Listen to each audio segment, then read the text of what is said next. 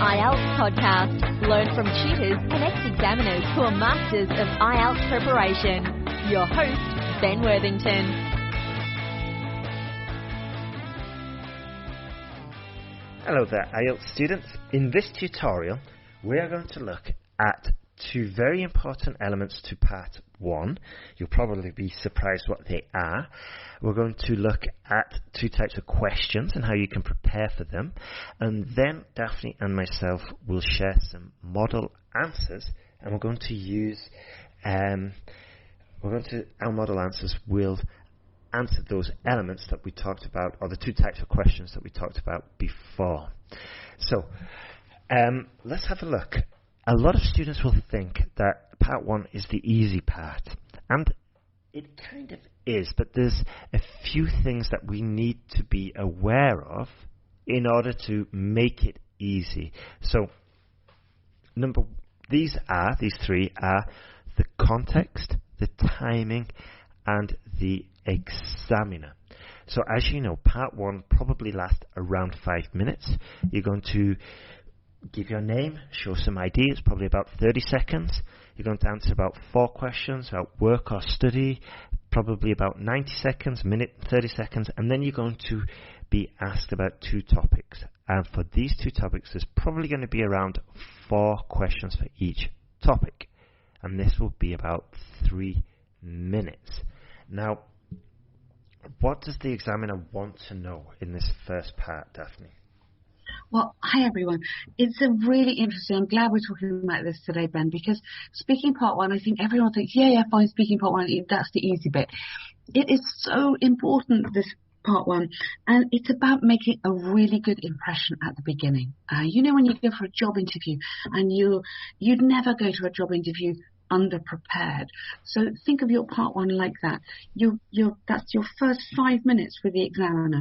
In 5 minutes, probably even in 3 minutes, they're going to make up in their head, they're going to have a very good idea of what you're going to score.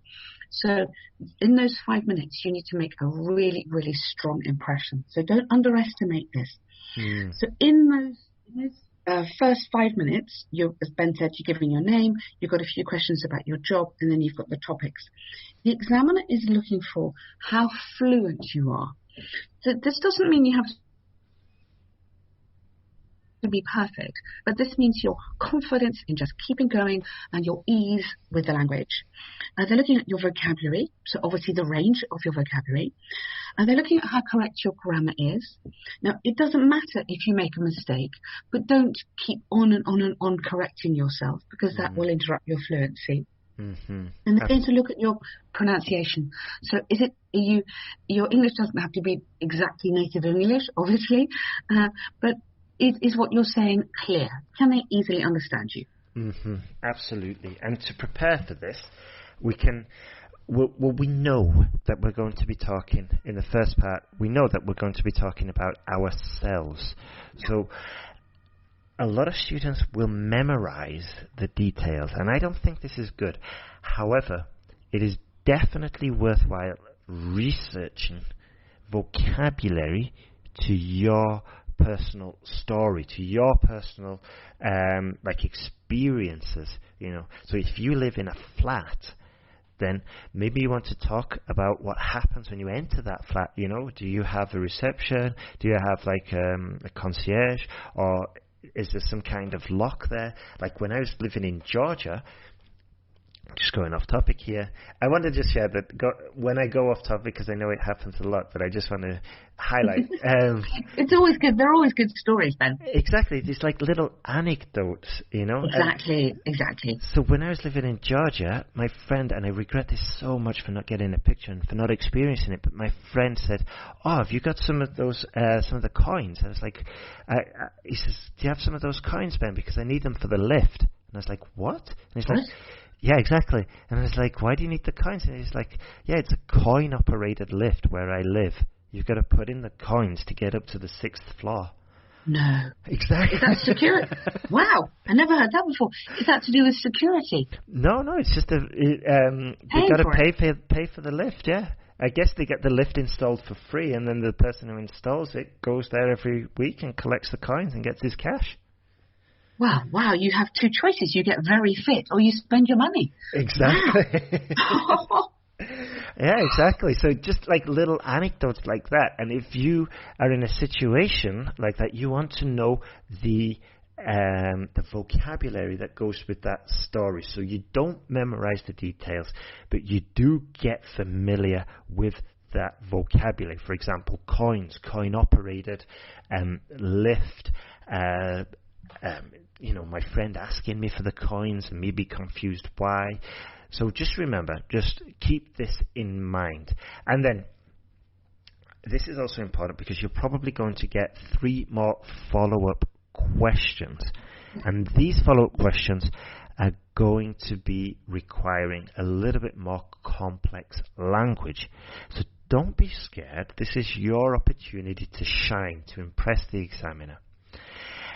So what would be these 2 types of questions most likely we're going to be facing, Daphne? Well, the follow-up questions, as you said, will require more complex language. But if you don't need to worry about this, because it's the kind of thing that you would probably be saying to somebody anyway. I'm thinking about where I work now. So at the moment, I'm doing a lot of work from home. Previously, I've been working in a school. So if someone said, so how are you finding it working? Which would you prefer, working at home or working in a physical school? Mm-hmm. Immediately, I'm going to make a comparison. So whilst I love working at home because I can be flexible, I can work all day in my pajamas if I want to. When I had to go to school, I really miss my fellow teachers. I miss the staff room chat. So it's easy to make a comparison. So that's the sort of thing that they might be looking for. And an explanation. I miss the staff room chat because it's always quite nice to find out what else is going on in other classrooms, or to be able to discuss issues with my colleagues, for example. So I can build that answer. Yeah, super. And we've got the vocabulary there as well, the unique vocabulary to Daphne's case, which was staff room, the colleagues, the chat, or as I said, gossip, and so on. Exactly. Yeah. Exactly. So, all right, and also we've got to have the comparisons and possibly even conditionals. Yes.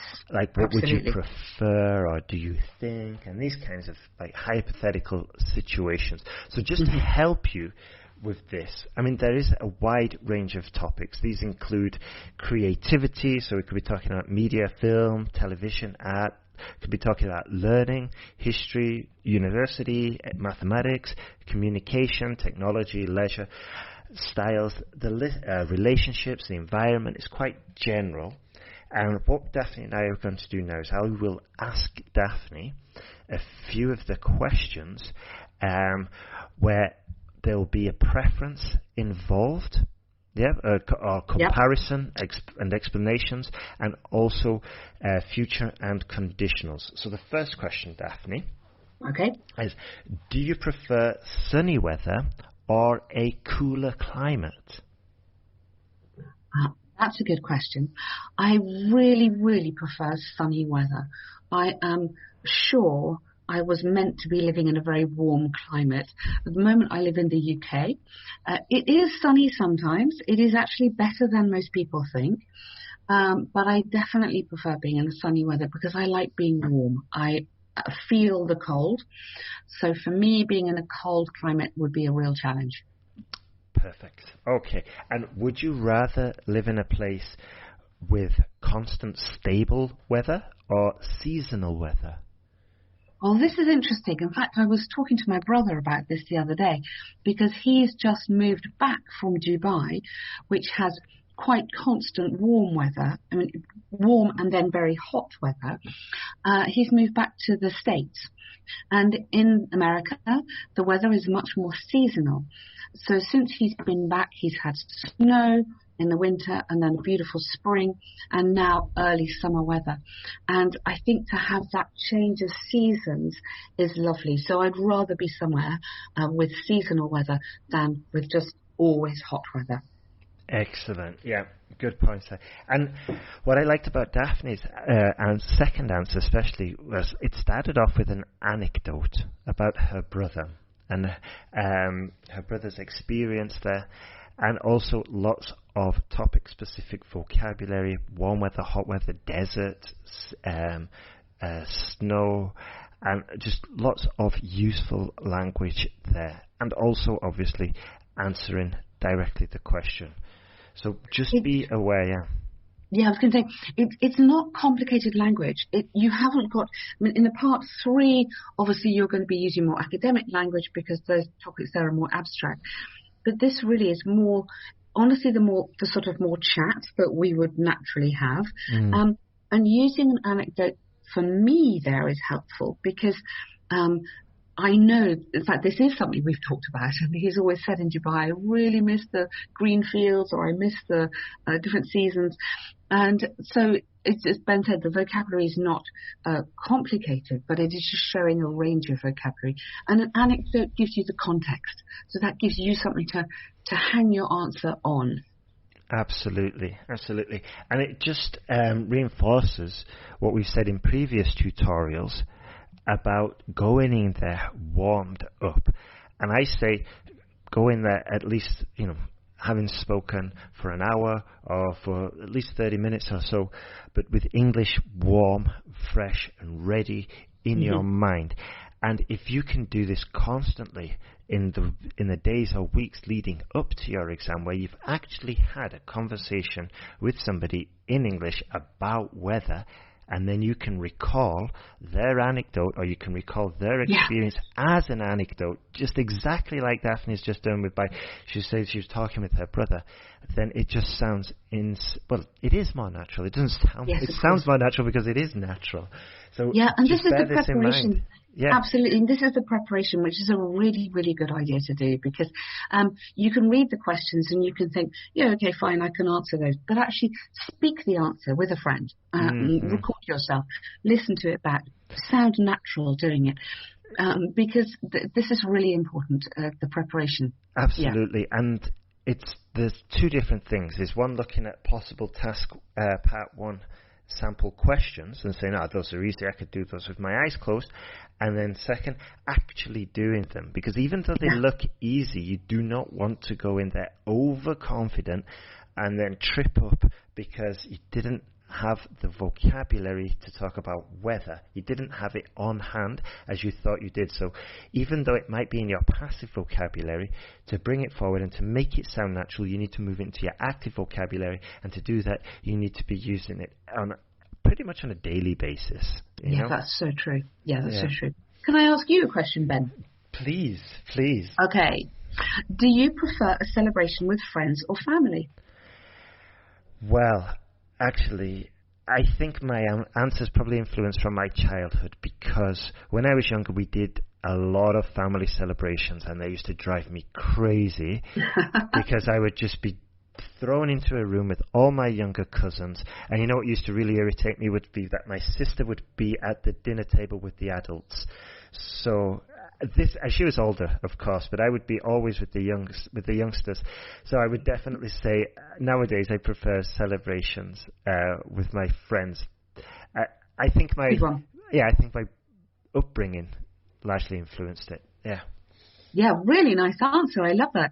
So in literally just a couple of sentences, Ben's painted a really good picture, and I can relate to that awful thing about just separating children, where you're old enough to be with the adults, and sorry, you've got to look after the little children.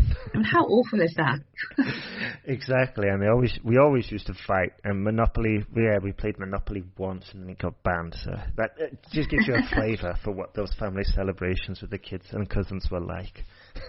Ben is using the past tense there. If we just kind of have a little analysis on the grammar, because this is, although you're speaking naturally, you're also, in that kind of question, he was saying yes what he prefers now, but also when he was telling an anecdote, naturally going into the past tense, which is great.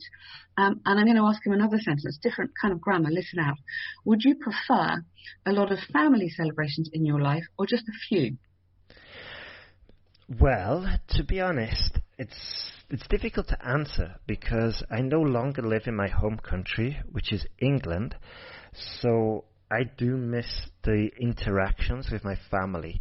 However, if I was back in England, I might feel it's a bit of a burden to go to, I don't know, my cousin's 18th birthday party, to go to my uncle's second wedding, and so on and so forth. So it's difficult to say, because at the moment I'm not attending a lot of family celebrations, so I'll just have to leave it like that, to be honest with you. It's a nice answer. So honest answer, and he's using a conditional. So if I did this, I wouldn't want to do that. Again, giving the context. There's a lot of very good grammar in there, Ben, and a lot of interesting information as well. Yeah. I was just going to quickly add an aside. This weekend I've been planning a family Zoom with the wider family. So not just my immediate family, but the wider family, who in my case live all over the world. And I reckon there'd be approximately 33 people if everybody can join, ranging from America down to Africa, over to, I think one of my nephews is in I think he's in Morocco. I think someone else is in Italy. Someone else is in Ethiopia. I mean, it would be crazy. It would be a celebration to get everybody together, but it would be quite chaotic. That's good. That's going to break the internet with 33 of you. Oh. Exactly. Yeah. I've been avoiding these family Zoom calls. There's been quizzes and stuff like that. I did kind of just dodge these ones, but I mean, yeah, each to their own. Some family members like them, and it's I think, I mean, what I was going to say, just going back to the question, was that if you don't have a concrete answer, if it's not black and white like in my case, it's okay just to explain that, because when the examiner doesn't want to actually know if you prefer the family celebrations, a lot of them, or just a few.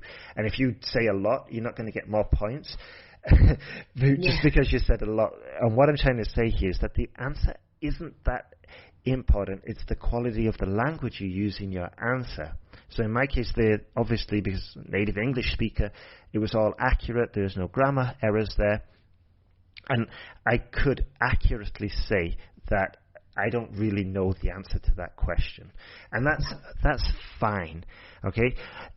In your case, maybe you do know the answer, maybe it's black and white, but if it is unclear for you and you feel that maybe it's going to cause you a bit of a challenge to explain that it is unclear, and it could be easier.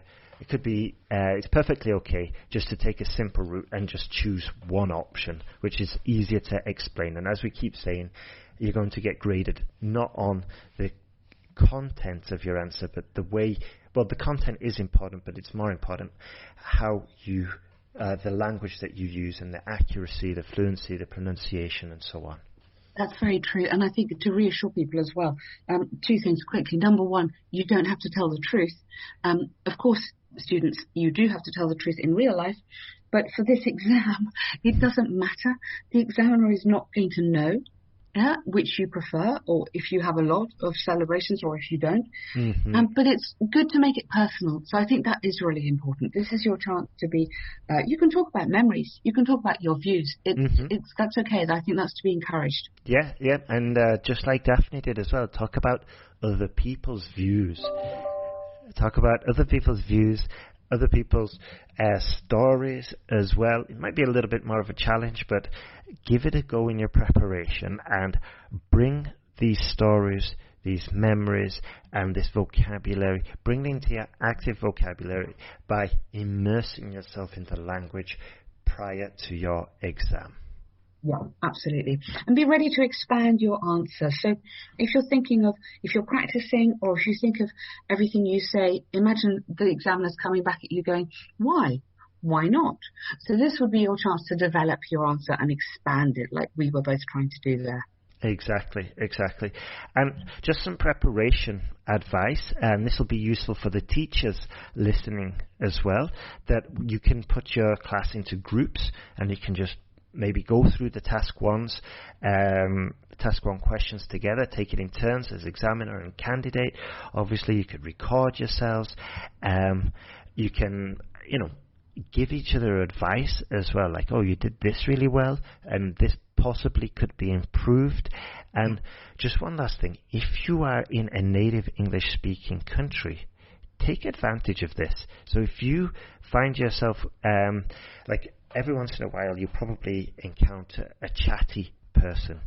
Jump all over this person. Obviously not physically. Not literally. Not literally. You might be arrested. Yeah, I'm not doing that again. But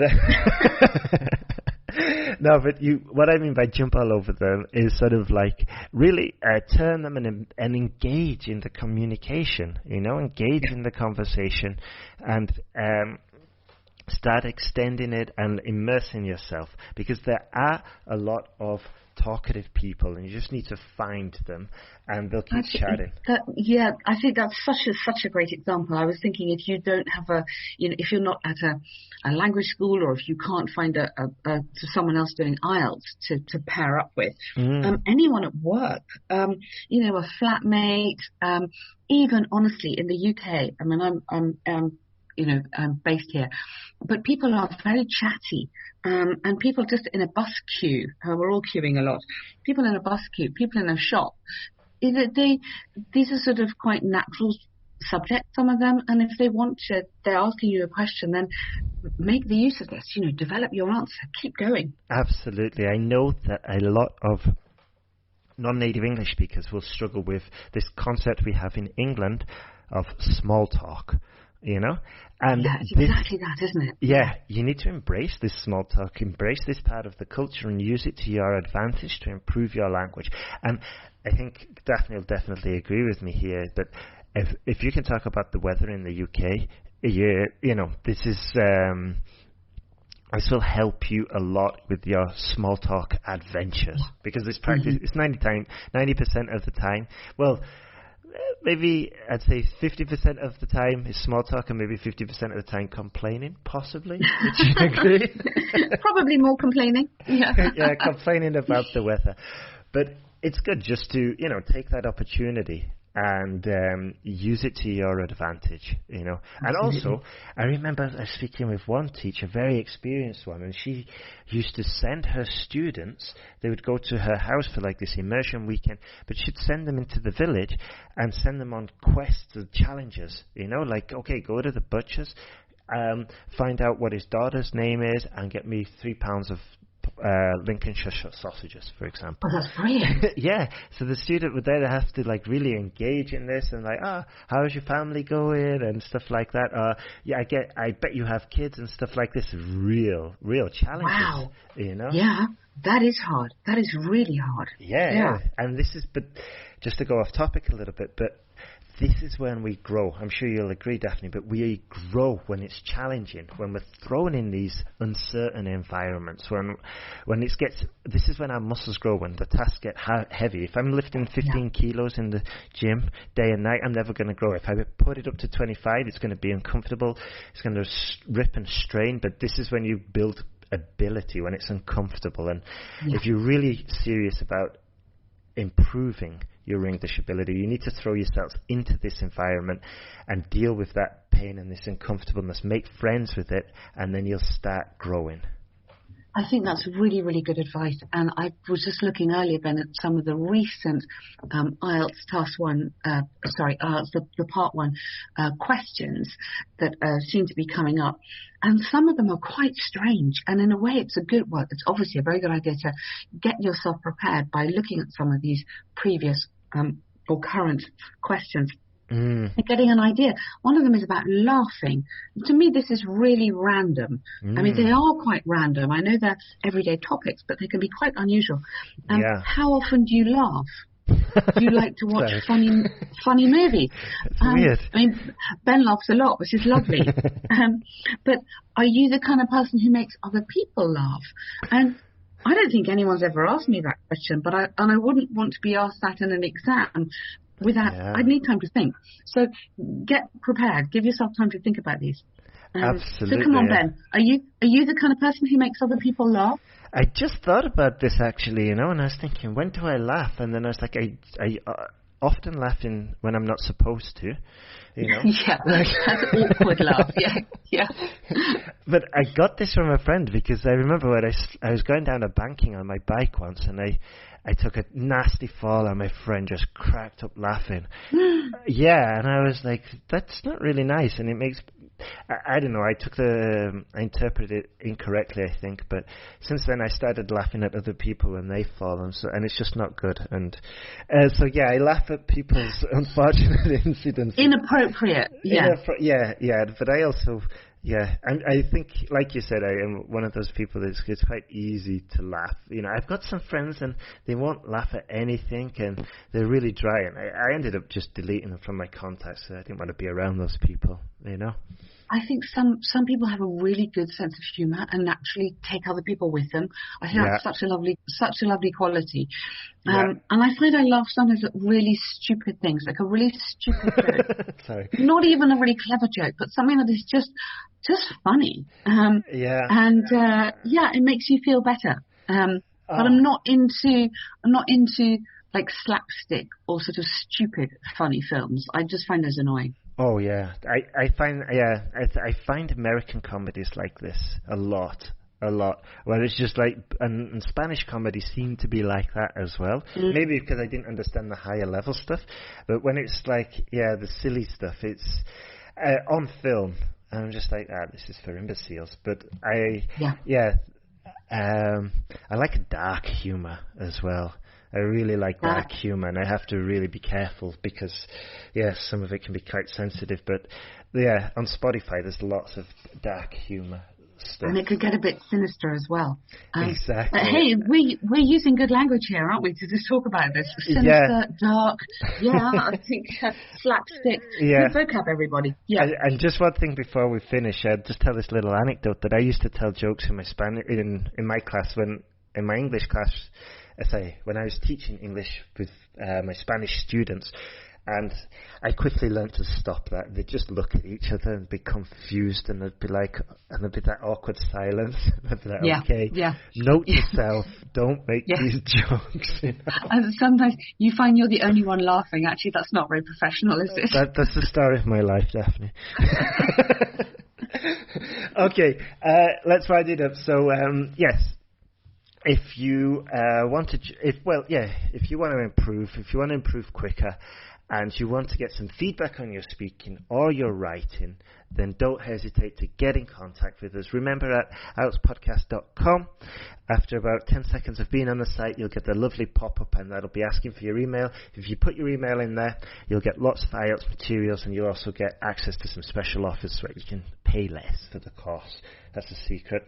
But, remember, you're not alone with this. There's Daphne, there's Ellen, there's myself, and there's the whole team here ready to help you pass the IELTS exam and move forward. Absolutely, and we've talked about speaking part 1 here. Speaking part 2 at the moment, we've got this new speaking part 2 feedback service, which is going really well. We ask you to record a cue card. It is simple as can be. We record commentary answering that, which people are finding really, really helpful. You can then engage with some more challenge exercises just to work on your speaking aspects to get you super confident before your exam. Exactly. And this confidence, it comes through trial and error. It comes through getting feedback, and it really is sort of like the magic pill for the speaking, I find anyway, with students. Yeah, absolutely. Yes, you know you can do it, and we can help you. Exactly. Okay, well, thank you very much for listening, and good luck with your exam. Goodbye. Thanks, everybody. Bye.